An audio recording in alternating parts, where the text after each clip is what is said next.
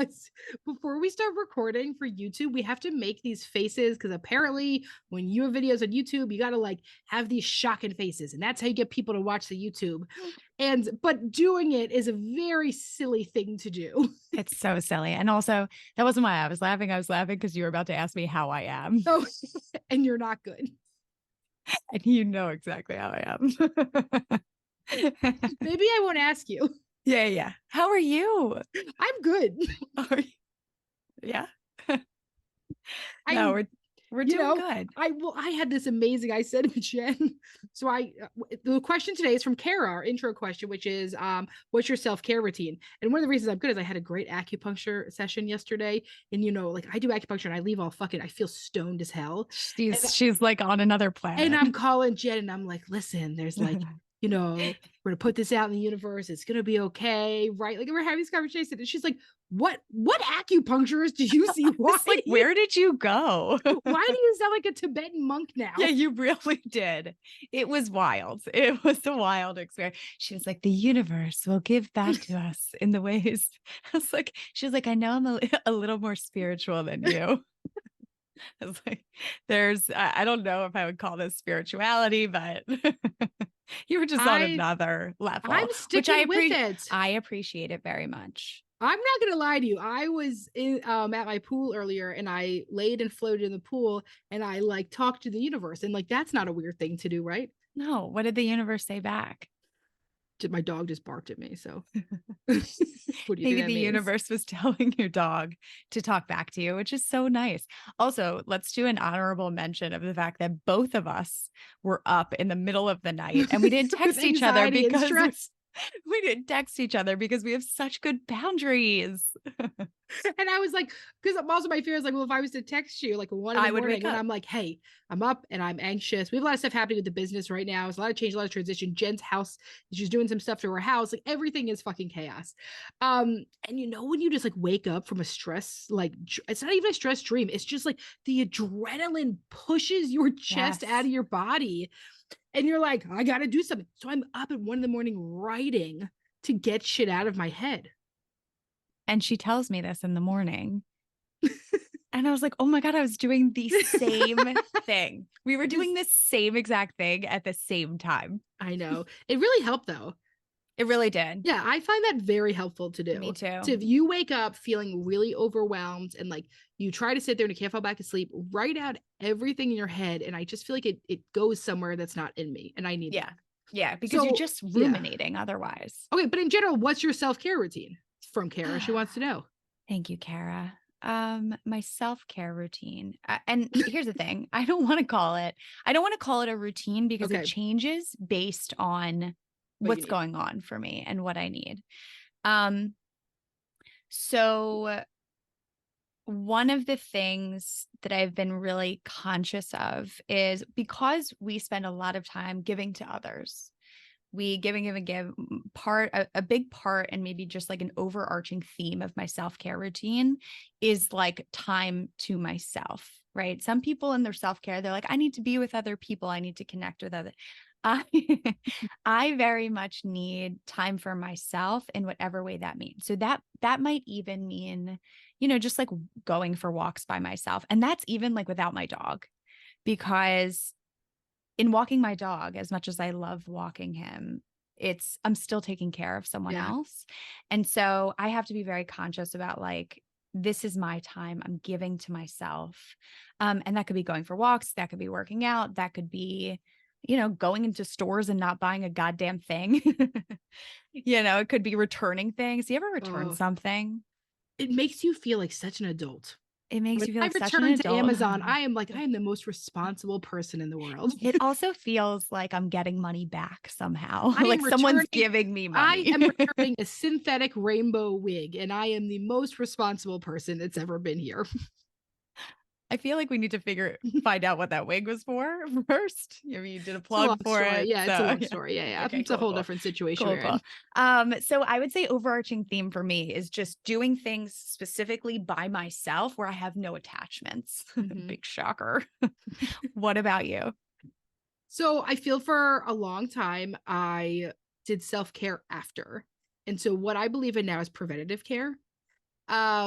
which is, and that's part of my routine. So like I work out 6 days a week and I hate working out. Like there's never going to be a time where like, I love this, but like I show up every fucking day and I go and except for the 7th day.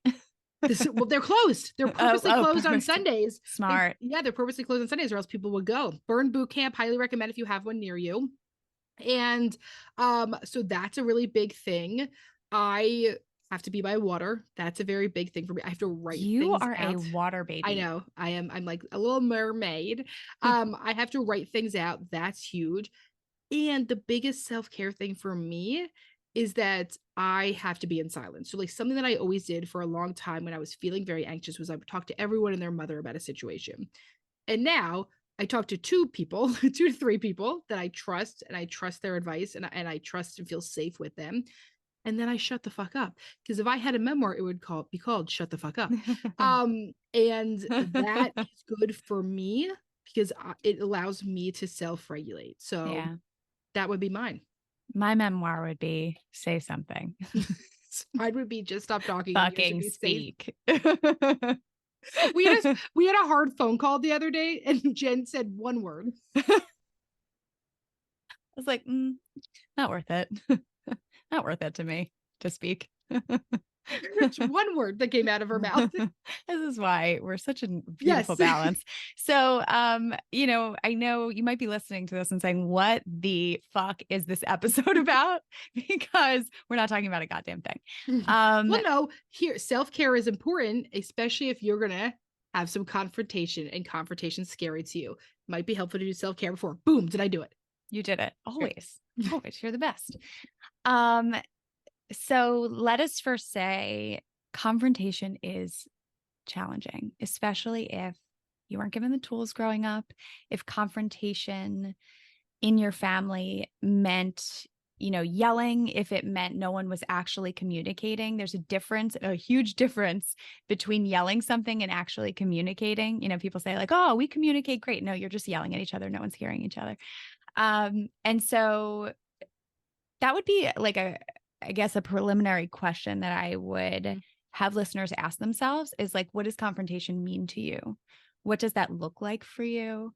Because the confrontation we're going to talk about is productive, right? It's something that's productive.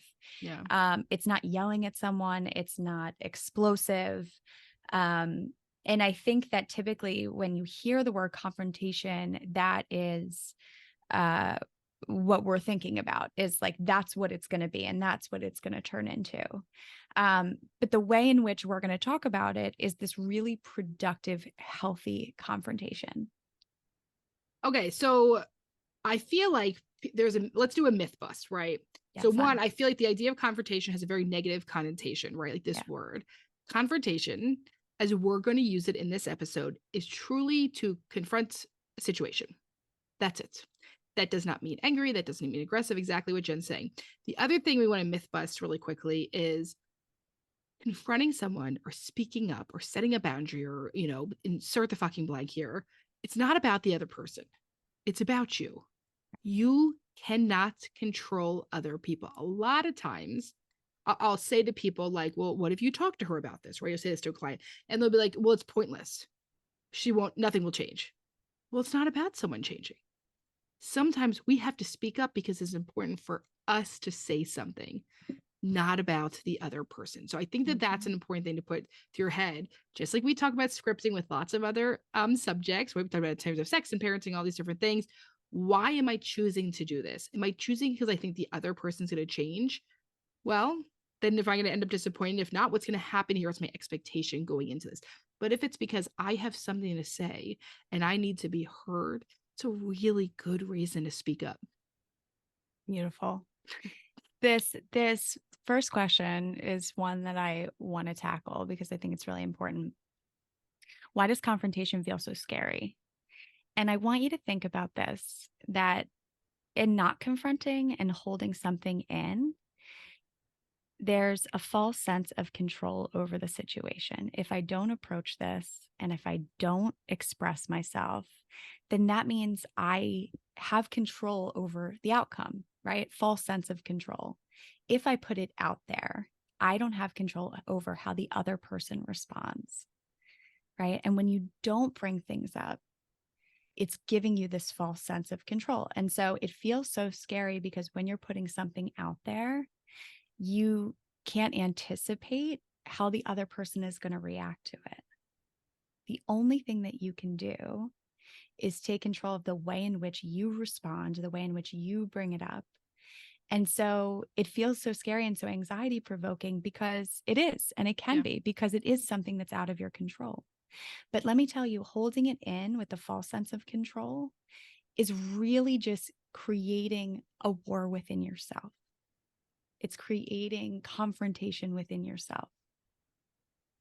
So it doesn't go away. I think that people think that if I hold this in, it's going to go away. No, that's not how that works. No. You just internalize it and then use it against yourself, right?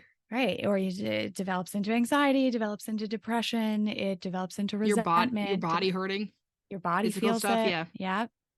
You can feel it. And so that's why it feels so scary. It just is. And it's okay. And let me say this.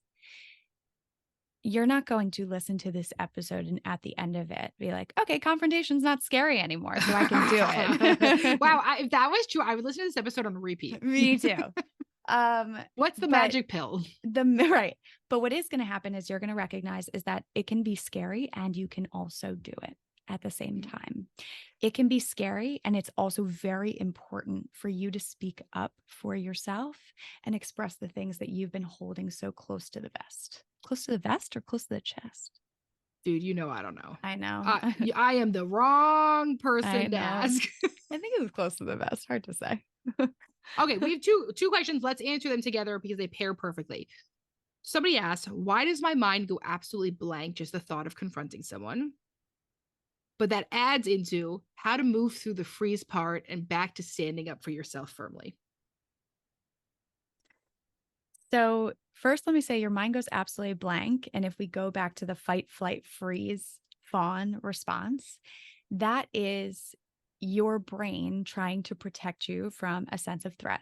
Mm-hmm. And so your mind goes blank because it's telling you that there's a huge threat here. Mm-hmm. And remember, a few weeks ago, we had Jules Taylor Shore, who we adore, on the show, and she talked about that at every 4 seconds that goes. So I think you freeze, there's a moment of hesitation, and then you get stuck in that freeze of like, oh, I can't talk.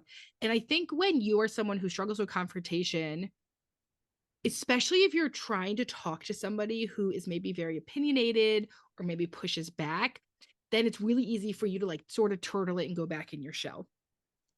So why did your mind go absolutely blank? Because it's paralyzed, right? Because it's scared, because it's freezing, because it's having that trauma response. How do I move through the freeze part? One of the best ways to do this is if you're feeling it within your body, you can go in with some pre-done lines that you say when you're froze. So one of those is, I hear what you're saying. I have to think on this and get back to you. I know this is hard. This is how I feel. This is how I feel, period.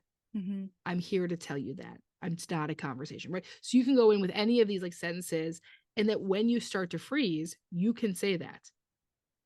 You also know, especially somebody had asked about like, somebody had said like if somebody points back or something, then they freeze or something. Do you know what I'm talking? Do you know which question I'm talking about? Yeah, let me find it. And I think that goes into this. Partner gets defensive and competitive. Returns may request. Okay, right. So somebody, right? So like it feels like somebody asked, like, why does this feel different than therapy? Because therapy, no one's pushing back, right? Yeah. So if I say to Jen, hey, I was really hurt when you told everyone about this a nightmare that I had. I don't know. It felt very personal to me. And she says, well, Emmalee, it's just a nightmare. It's really not a big deal. It's very easy for me to feel like I am being overly sensitive, mm-hmm. or I am being dramatic, or Jen is right. When people say things very assertively, you automatically assume that they're correct. Right. Right. And then you start to question yourself and you turtle and you go back into your shell. Yeah. And there's gaslighting within that, right? Like, I mean, think about it, like sometimes like some of the dumbest people you have ever known say shit and you're like, I don't think that's right, but is it right? They said it's so pure. Right. Like someone was pointing, it's like, nah, that sky is red. And you're like, I don't think it is, but is it? Is it? And that's what happens, especially when you're someone that this feels scary. And let's not forget the socialization we have in this world, specifically for women, is be nice, be kind, play it safe. Right. And the person responding, right? So, like in that same example where you're saying, Jen, you really hurt me. You told everyone about this nightmare I had. And I said, why are you being so dramatic? It is my inability in that scenario to acknowledge that I did something that caused someone else hurt or pain, right? It's my inability to, I might be feeling shame. I might be feeling guilt. And my way to avoid those feelings is to put it back on you and say, no, you're being dramatic, because I personally don't want to feel this sense of guilt that I did something wrong. Yeah. Right. Yeah. And in relational attunement, in healthy relationships, I can acknowledge, okay, I do feel guilty about the fact that I did that. And I can acknowledge your feeling at the same time. Emmalee, I am so sorry that hurt you. I am never going to do something like that again. I did not realize how personal that was to you. But also, if someone has a big reaction to you, maybe there's a reason. People don't really like being like called out. Right. Of course.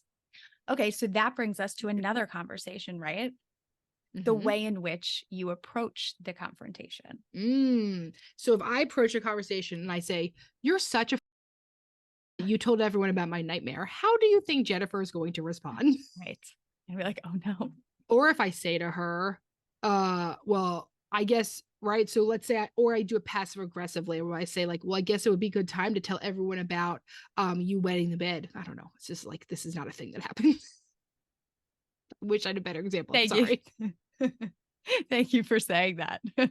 Thank you for. Yeah, I actually apologize. Thank you for. Jen did not wet the bed, at least recently that I know of. I haven't. If I did, I would tell you. Yeah, it would actually be funny. Right. But I would blame it on the dog 100% if I did. It's not move. even a question. I would be like, Louie, how dare you? Smart move, right? But if I said to Jen, right, so I say, well, if you're going to tell everyone about my nightmare, I guess I'm going to tell everyone about you wet the bed. So I do say passive aggressively or do sort of assertively. No one is going to hear you. Yeah. People, I can't tell you how many times I have actually walked through someone with the conversation interaction they had. And they're like, well, I don't understand. I told them the truth and they didn't hear me. And then we walked through a conversation and they actually said incredibly passive aggressively. I'm like, you didn't actually do something like that, right? And the quote we've talked about in terms of Al-Anon is clear as kind. It is actually very kind to be clear and direct with people about what's going on. And I think, another piece of that too is like beating around the bush, right? Like in the opposite end, instead of being direct, you are beating around the bush or you're not being clear about your feelings and what's going on for you. Yeah. And I want to bring this. Somebody said how to stay regulated in the moment if they have a big reaction. Jen, we had to have a hard phone call the other day. What did you do right before we got on the phone? Do you remember? I blacked Right before we get on the phone, Jen said, I'm going to go get a fidget toy. Oh yeah, that was really helpful. So right before she knew that her body was feeling something big. Yeah. She was having big feelings. She knew that it could come out. And who knows how it could have come out, but instead you said, okay, I really know that I need something in my hands. Yeah. That's a great thing to do, right?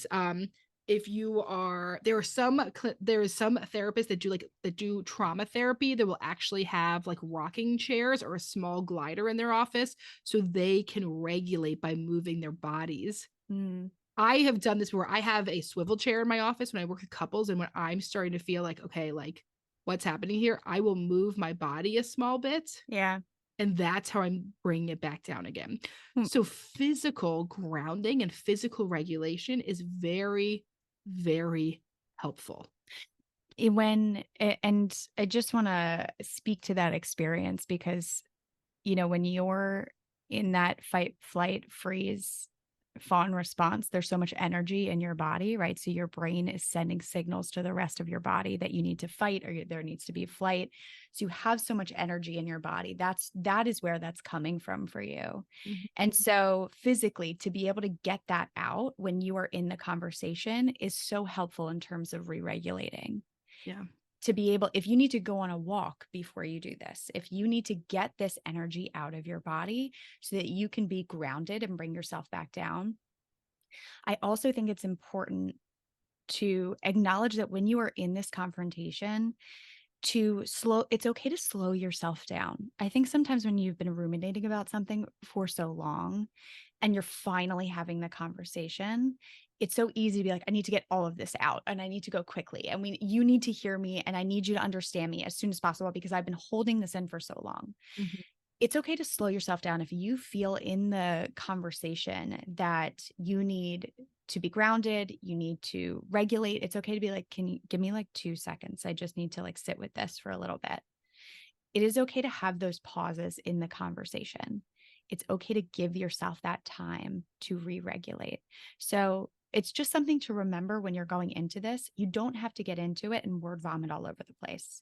It's okay to move slowly. So one of the things we remind people is that a crisis is not an emergency. And so you might be having an interaction with someone that feels like a crisis, but rarely is it actually an emergency that you have to say something now.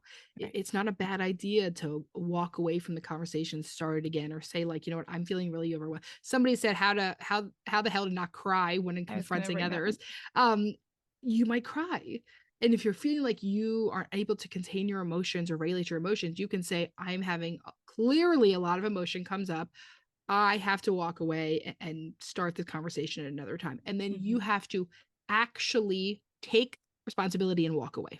Yep. And it is okay for you to cry when you're bringing these things up. Get comfortable with your own tears. I think there's a fear of when we're in a conversation and we start to cry that it makes us seem weak. It makes us seem vulnerable, that we won't be able to stay on task or express ourselves. But if the more comfortable you get with your own tears, and your own tears in conversation, the more grounded you're going to feel in that conversation, even as the tears come up. If you're so focused on not crying, it's going to keep you so separated from your message. It's going to keep you from really being able to convey what's going on for you. So crying is just a natural release that your body needs. It's the same thing we were talking about as regulating. Your crying is trying to regulate your body through it. It is a natural response that is happening. So if you get comfortable with your own tears, say it's okay that I cry during this and I can still talk through it. It does not mean I'm weak. It doesn't mean I'm doing something wrong. And it doesn't mean I can't get my message across. I love that. Second guessing myself and thinking they have a point. Somebody can have a point. Somebody can totally have a point. And it doesn't mean that your point is not also very significant and important, right? Especially when we're talking about your feelings and your experience. Somebody can say, well, that's not what I meant. You misinterpreted. All right. But intent is an impact. Right. So but still, I was left feeling hurt. So Jen tells somebody about my nightmare. I'm feeling very sensitive. What do you think this nightmare could have been about? Don't you bring up my peeing the bed again.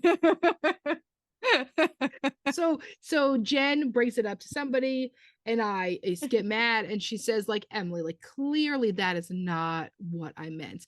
And that's true. My feeling wasn't a fact, but instead she could also say, that is not what I meant. And I'm so sorry. That's how you ended up feeling. That was not my intention. I would never want you to feel that way.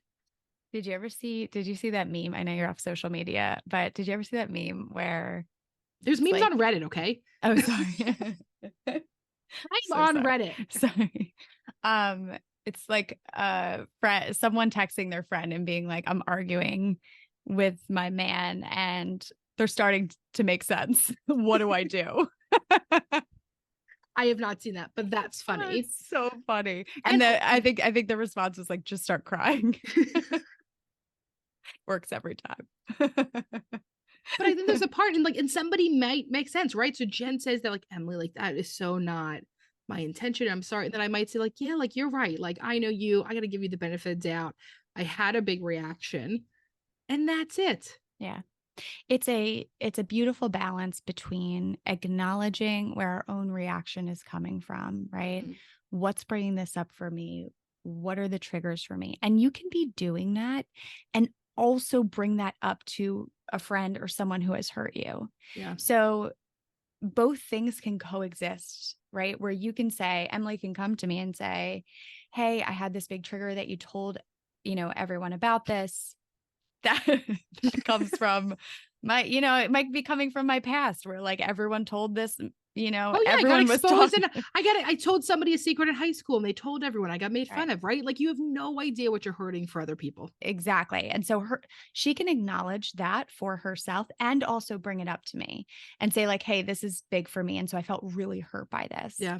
And I can say, oh, I had no idea. That was not my intention. I am so sorry that hurt you like that. I will be very conscious of that. And I will never do something like that again. Yeah. I want to talk about this one. How do you know when it's important to confront versus not a big deal and not worth it? There will be lots of stuff that gets a reaction from you that it's not worth it to deal with, right? If random fucking lady in front of me at Wawa says something, I'm gonna be like, I don't care about this person, right? Like, whatever, lady, go say whatever you want. I'm not getting involved with this. Maybe there's no relationship or you don't care about maintaining a relationship. Like, it's truly not worth it. Here's for me how I guideline when it's important to say something. If I keep thinking about it days after, clearly something has to be done. If I'm waking up in the middle of the night, clearly something has to be done.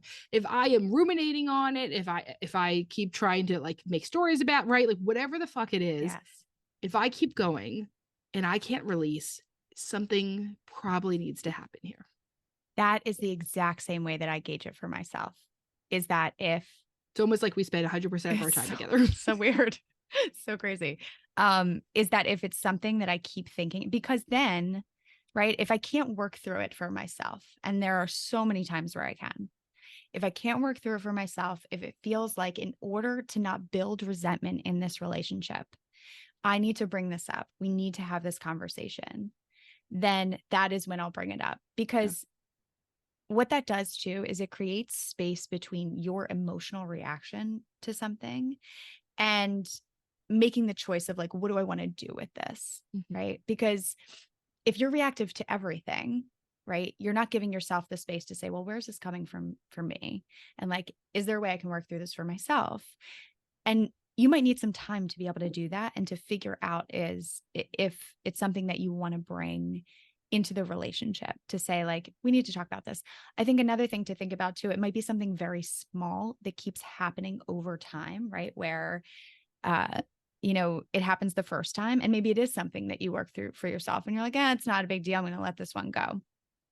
If it keeps happening, if it's the same thing that happens over and over and over again, and eventually you can't stop thinking about it because it's starting to build resentment within your relationship and it's starting to affect you, then that's another reason to bring it up in the relationship. If it's small things that keep continuing over time that are affecting you and affecting how close you can feel to that person. Yeah. Let's talk about this one. I want to hear what you have to say about this. Okay. How to have difficult conversation with people who don't respect you. Oh. There will be people in your life who don't respect you simply because they choose to not respect you. Right. And that is a really difficult situation to know when it's right. What's this? The serenity prayer. The courage to know, the courage to change the things you can, the wisdom, right? What the fuck is it? I don't know. I can't tell you. You're the spiritual one in this relationship. And the Al-Anon one. You're the Al-Anon one, you're the spiritual one. Right? I can't tell you. I'm a Jew. Like, why am I forgetting? Yeah. Oh, God grant me the serenity to accept the things I cannot change, courage to change the things I can, and the wisdom to know the difference. Right? So the wisdom to know the difference in some senses is what's worth your time and what isn't. There has been many times throughout my life that I wish I said things and I didn't. And there's been lots of times where I wish I didn't say shit and I did. And I think the part of this is taking the time before you do something to really think it out. Yeah. What's worth it and what isn't. What's the point of why I'm doing this? What's the wisdom to know what's worth it and what isn't? And there are some people that if they don't respect you and there is no point, why do I want to say it? I want to say it. And for some people, they might say like, but I need to say it for me. And that is A-okay. I also want to ask, why do you have relationships with people that don't respect you? Family. Right. And so that was going to be, my guess is family. My guess would be family, right? Or work. And so I think that that's a really important distinction to make of what we're talking about in getting better with confrontation. A lot of what we're, circling around is approaching confrontation because it helps you to become safer and closer in your relationships. Mm-hmm. This is something different, right? So like if it is a family member who, you got to see it like holidays, or if it is a work relationship who you have to maintain a professional relationship with them, then it's a question to ask yourself of like, how do I want to bring this up in a way that also protects me and takes care of me? Yeah. Because if there isn't safety in the relationship and if they don't respect you, then it's inherent that there is not safety in the relationship. Yeah.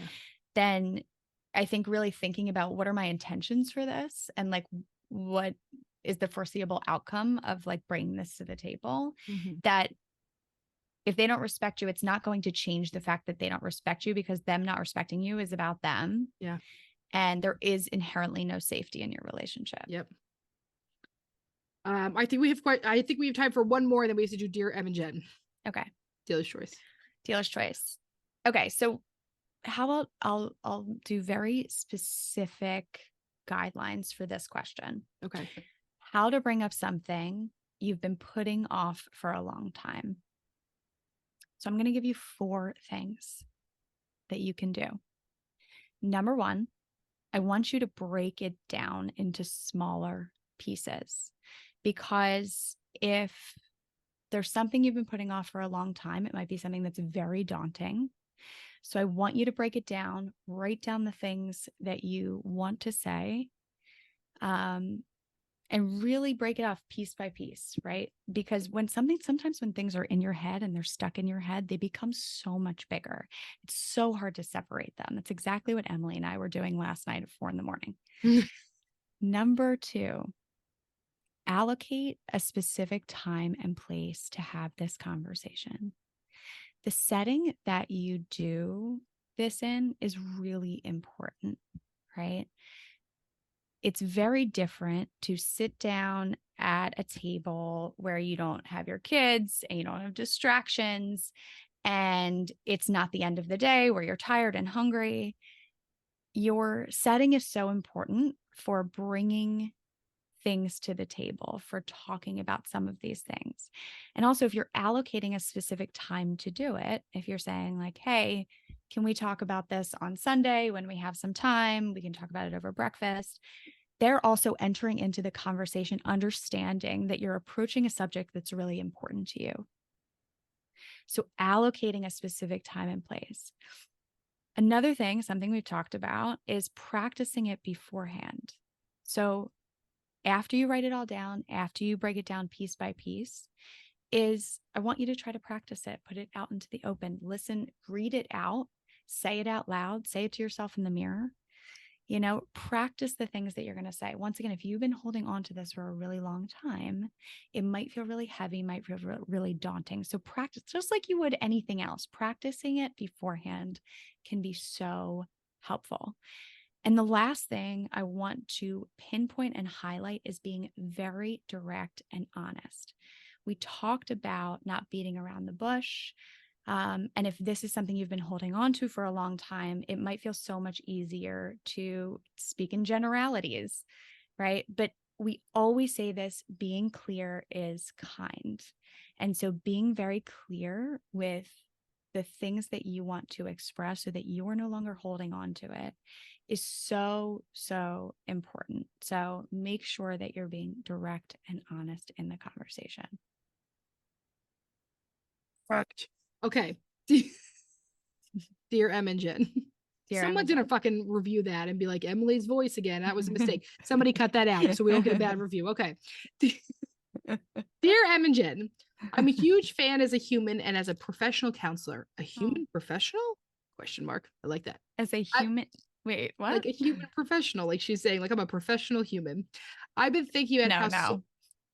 Oh, a human professional. You get it? Okay, I got it. I got it. I'm sorry to interrupt. Okay. I've been thinking about how so many of us in the field have been attending to others since childhood. It's something you've discussed many times, and thank you for that. One common thread is how people with that experience can quickly pick up on vibes or moods in most places.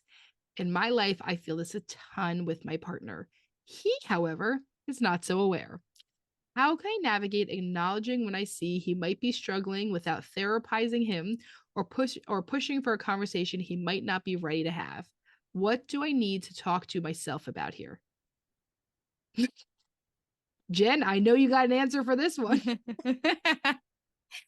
First, I want to say that the reason why, as a therapist and as a human being, you are so able to pick up on other people's emotions is because that was survival for you growing up, right? Um, it may be the case that you weren't given the space to feel your own emotions and that you had to be very aware of other people in your home and their emotional state so that you could adjust accordingly and so that you could stay connected to them. So I just want to highlight that is that that is very much a survival mechanism that you have developed, which honestly leads you to be very successful as a therapist and successful in ways in your relationship that you can be very empathetic towards friends and your partner. I think a big part here is asking for consent, especially when we're talking about relationships in your life that should be honored. There should be consent. And so, what I mean by that is saying to your partner, hey, there were some things I picked up on at that family event. Do you want to hear about those? And that gives someone a choice. And choice matters because when people aren't ready to hear something, even if you bring it up, you're planting a seed. Yeah. And that gives someone choice and time. If you have been doing this your whole life, I got really mad at my husband in couples therapy a few weeks ago. And my couples therapist said, you don't get to be mad at him. He expressed something, he didn't do it well, but what you're expecting from him is not developmentally appropriate. He's been working on these skills for 2 years. Yeah. You've been working on these skills for over 30. Yeah. And so developmentally, and she said, when your kid is first learning to walk, how good does that walking look? No, they're like, uh, when your kid's first learning to eat, how fucking messy is it, right? When your kid's learning to talk, can you understand half to say? When my daughter asks for something now, it sounds like demanding versus requesting, right? That's developmentally appropriate. So if somebody has not been doing these skills for very long, it's not going to look the way you do it. Yeah. And our partners and relationships deserve consent and patience around that. Something you can do, and I know you mentioned this, is anytime you notice that they might be feeling something, to just say like, hey, I noticed there was a shift. And that's it. You don't have to get into what the emotions are. I noticed there was a shift. Everything okay? Right. And so if you can pinpoint that and you say, hey, I noticed there was a shift, they might also be able to start to recognize that too. Because if they were never given the tools, the awareness of like, I'm having these feelings and this is how I express them, if they were not socialized in that way, then, they really might not understand when they're feeling something different. And you might have a very clear picture, or you might be able to see it quicker than they're able to see it. So for you to just be like, hey, I noticed there was a shift, and it might be in your nature because you're a therapist to go deeper into that. Well, what are you feeling? What triggered you? What was going on for you? You can just stop there. It's not your responsibility to change the emotion. The survival mechanism that's coming out for you is where all of those questions are coming from, right? If I know and understand this more, then maybe I can protect myself from these moods. Maybe I can do something or change something in order to, survive in this environment. But it's not your job and not your responsibility to monitor your partner's emotions. You can say, I feel a shift, I'm just wondering, everything okay? I'm here if you need me, right? Then that is still consent. They get the choice to come to you and talk to you about it. Right. It feels, like a time that I should mention that it's just because a therapist, wrote in that we offer private practice consulting. And so if you're a therapist looking to grow into a private practice or grow your private practice to a group practice, any of those things, that's like a service that we offer. You can see it on ShrinkChicks or thetherapygroup.com, because it is actually, I think, one of the greatest compliments that other therapists listen to this show. Yes. I feel like therapists are always worried about other therapists judging them. And like, it feels so, I don't know, humbling that other clinicians listen. So thank you for listening to today's episode of Shrink Chicks. We always ask you to rate, review, subscribe, follow on Apple Podcasts. You can check us out on YouTube. We have merch at shrinkchicks.com. We have a journal on Amazon. You can write in Shrink Chicks Journal right through there. You can follow us at Shrink Chicks or the therapy group. We would love to connect you with a clinician to either start or continue your therapeutic journey. If you're interested in working with one of our therapists, you can check out the therapygroup.com. And we will see you next week. And don't forget that to grow yourself, you got to know yourself.